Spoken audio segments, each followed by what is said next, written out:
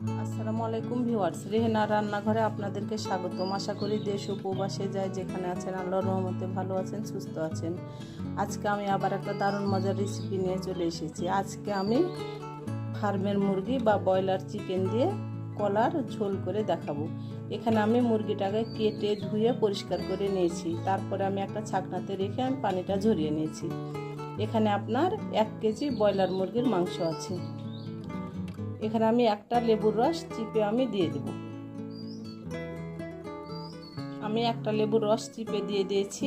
এবার আমি মাংসটাকে ম্যারিনেট করে নেব। মাংসটা আমার ম্যারিনেট করা হয়ে গেছে। এবার মাংসটাকে আমি 10 মিনিট রেস্টে রেখে দেবো। 10 মিনিট পর আমি কিচেনে চলে যাব। চুলায় আমি কড়াই বসিয়ে দিয়েছি। এবার আমি দিয়ে দেবো তেল। এখানে আমি দেব রেগুলার তেল, সয়াবিন তেল। আমি 1 কাপ তেল দিয়ে দিলাম। আমি দিয়ে দেব গরম মশলা। এখানে আছে দারুচিনি 2 টুকরা, 10-12টা গোলমরিচ, 5টা লং, 2টা তেজপাতা, 5টা সাদা এলাচ। আমি গরম মশলাগুলো দিয়ে দিলাম। আমি এবার দিয়ে দেব পেঁয়াজ কুচি।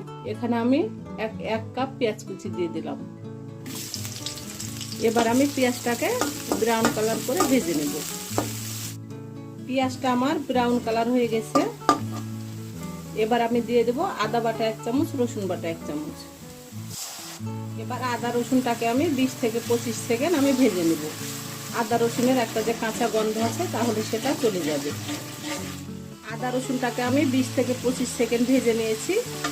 এবার আমি দিয়ে দেব গুঁড়া মশলা। এখানে আছে হলুদের গুঁড়া 1/2 চামচ, মরিচের গুঁড়া 1 চামচ, জিরার গুঁড়া 1 চামচ, ধনিয়ার গুঁড়া 1 চামচ, স্বাদ অনুযায়ী লবণ। আমি গুঁড়া মশলাগুলো দিয়ে দিলাম। এবার আমি দিয়ে দেবো অল্প করে পানি, গুঁড়া মশলাগুলো যেন পুড়ে না যায়। এবার আমি মশলাটাকে ভালো করে 2 থেকে 3 মিনিট কষিয়ে নেব।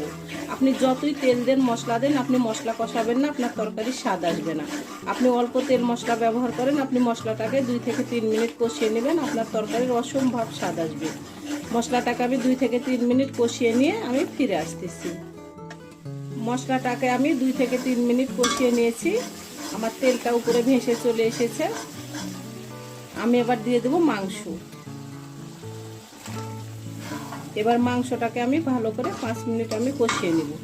মাংসটা আমি ভালো করে 5 মিনিট কষিয়ে নিয়ে আমি ফিরে আসছি। মাংসটাকে আমি ভালো করে 5 মিনিট কষিয়ে নিয়েছি।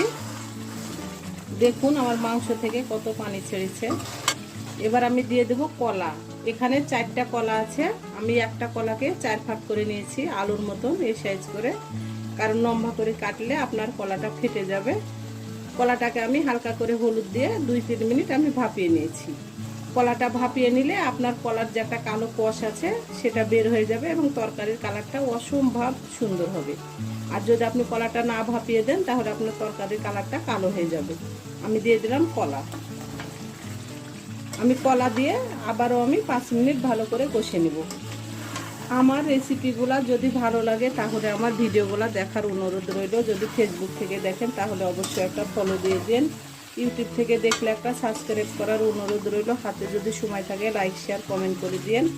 আপনাদের একটা শেয়ারে আমি অনেক দূরে এগিয়ে যেতে পারবো।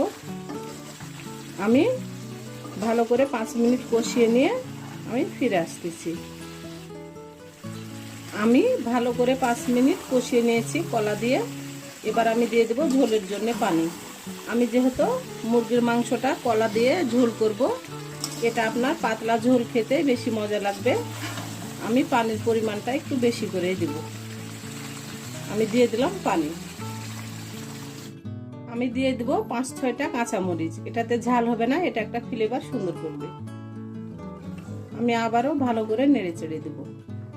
আমি এবার ঢাকনা দিয়ে ঢেকে 30 মিনিট রান্না করে নেব। 30 মিনিট পরে আমি ফিরে আসতেছি। 30 মিনিটের মধ্যে আমি 2-3 বার নেড়ে চেড়ে দেব। আমি 30 মিনিট পরে ঢাকনাটা উঠে নিলাম। মাংসটা আমার হয়ে গেছে। কলা দিয়ে মুরগির মাংসের ঝোল, কলাগুলোও সিদ্ধ হয়ে গেছে। এবার মাংসটাকে আমি উঠিয়ে নেব।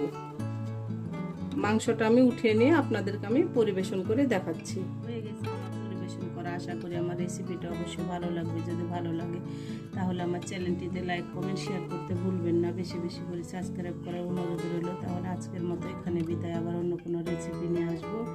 সবাই ভালো থাকবেন। আল্লাহ হাফেজ।